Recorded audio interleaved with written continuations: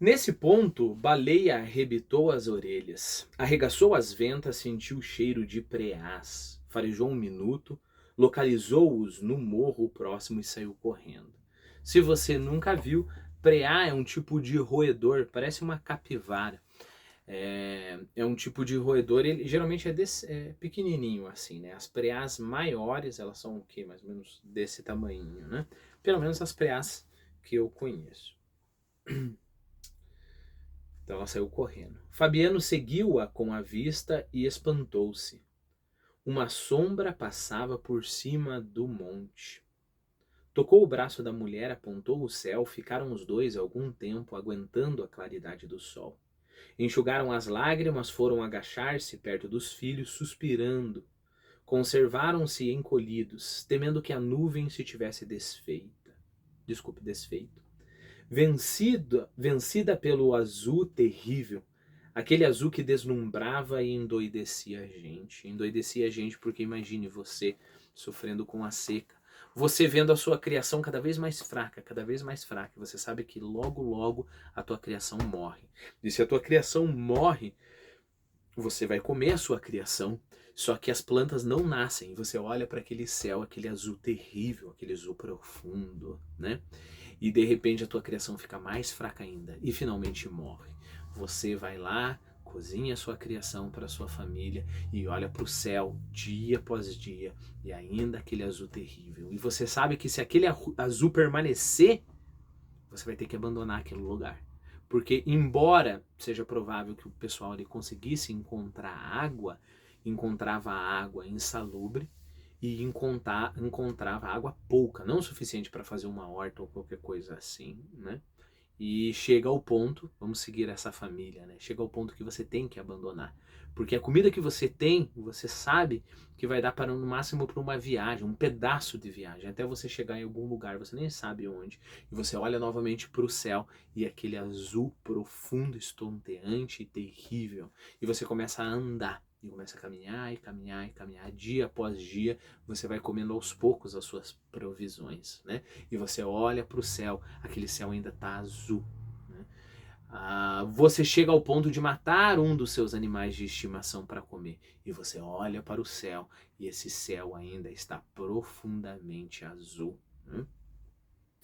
Tendo tudo isso em mente, você sabe por que os dois paralisaram e não ligaram para o reflexo do sol em seus olhos ao ficarem olhando para a nuvem, porque essa nuvem representa muita coisa, né? E aí é interessante imaginar a diferença de um céu azul para alguém como essa família e um céu azul, sei lá, você mora num desses países nórdicos aí, em que você passa, sei lá, meses com aquele céu cinzento, né? Olha a diferença de percepção entre o céu azul para um e o céu azul para outro. Encon Entrava dia e saía dia. As noites cobriam a terra de chofre, ou seja, de repentinamente, né? Na verdade, chofre é pancada, é uma pancada repentina, né? Então é de uma pancada só, né? Anoitecia de uma pancada só. As noites cobriam a terra de chofre. A tampa anilada, ou seja, de azul cor anil, né? Azul anil, escurecia, quebrada apenas pela vermelhidão do poente. Miudinhos, perdido no deserto queimado, os fugitivos agarraram-se, somaram as suas desgraças e os seus pavores. O coração de Fabiano bateu junto do coração de Sinhá Vitória. Um abraço cansado aproximou os farrapos que os cobriam. Resistiram à fraqueza, afastaram-se envergonhados, sem ânimo de afrontar de novo a luz dura, receosos de perder a esperança que os alentava. Bom, primeiro nós temos esse movimento, né? Nós estamos aqui com os dois personagens olhando para o céu, olhando para aquelas nuvens. Há alguma esperança, mas lembre-se, quase toda a esperança... Não, deixa eu mudar minha frase. Depende da esperança. A esperança traz consigo muito de desespero, né? Porque, ora, a esperança é também a possibilidade de que essa coisa que você espera não seja concretizada. e logo decepção e desespero, né? Então é um momento de muita tensão quando há esperança. Então nós estamos lá com eles, esperançosos, olhando para as nuvens, de repente, como se fosse a câmera, né? O narrador, ele se afasta e nós temos uma visão aérea. Então agora nós vemos lá o Juazeiro, as criancinhas e os dois miudinhos, né? Bom, miudinhos perdidos no deserto, queimado, então por isso que a gente consegue enxergar o deserto inteiro. Os fugitivos agarraram-se, somaram as suas desgraças e os seus pavores, então eles se abraçaram. O coração de Fabiano bateu junto do coração de Sinha Vitória. Um abraço cansado aproximou os farrapos que os cobriam. Resistiram à fraqueza, e aqui fica a pergunta, que tipo de fraqueza, né? Afastaram-se envergonhados, sem ânimo de afrontar de novo a luz dura. Em um primeiro momento a gente poderia pensar que essa fraqueza aqui é uma, sei lá, uma fraqueza sexual, por exemplo, né? Porque os dois estão abraçados, né? E deles ficaram envergonhados. Seria meio estranho que fosse, ok? Seria meio estranho que fosse. Então, a fraqueza aqui é a fraqueza de carinho, né?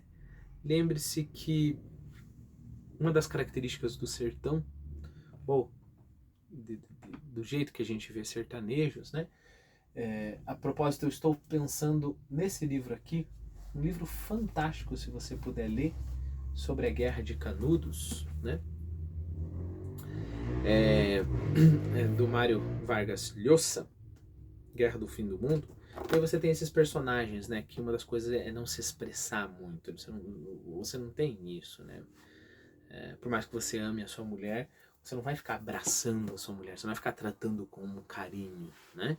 Você vê a mesma coisa no José Amaro, no Mestre Amaro, no Fogo Morto, né? Nos personagens ali. Você vê essa mesma coisa, essa dureza, né? Dureza de macambira, né? Dureza de cactus. E aí, neste momento, seria o momento dos dois se abraçarem em desespero, em esperança por causa da nuvem e deixar com que o sentimento se aflorasse. Mas isso é fraqueza, correto? Então, eles se afastam envergonhados por esse momento de fraqueza e voltam a ser forte, né? Não há mais essa comunicação, não há meu amor, não é nada como, não há nada próximo de não se preocupe, eu estou aqui para te ajudar ou qualquer coisa assim, né? Não quer dizer isso, é claro que eles não se amavam, não é isso que está em jogo aqui, né? Você ama, mas você expressa o teu amor de, sei lá, eu vou lá e vou tentar achar comida para minha família. Isso é um ótimo modo de expressar o amor. Iam-se amodorrando, quer dizer, caindo nessa como é que se diz, nesse torpor, né? Iam-se amodorrando e foram despertados por Baleia, que trazia nos dentes um preá. Levantaram-se todos gritando. O menino mais velho esfregou as pálpebras, afastando pedaços de sonho. Sinha Vitória beijava o focinho de Baleia e, como o focinho estava ensanguentado, lambia o sangue e tirava proveito do beijo. Aquilo era caça bem mesquinha, mas adiaria a morte do grupo. E Fabiano queria viver. Olhou o céu com resolução. A nuvem tinha crescido. Agora cobria o morro inteiro. Fabiano pisou com segurança, esquecendo as rachaduras que lhe estragavam os dedos e os calcanhares.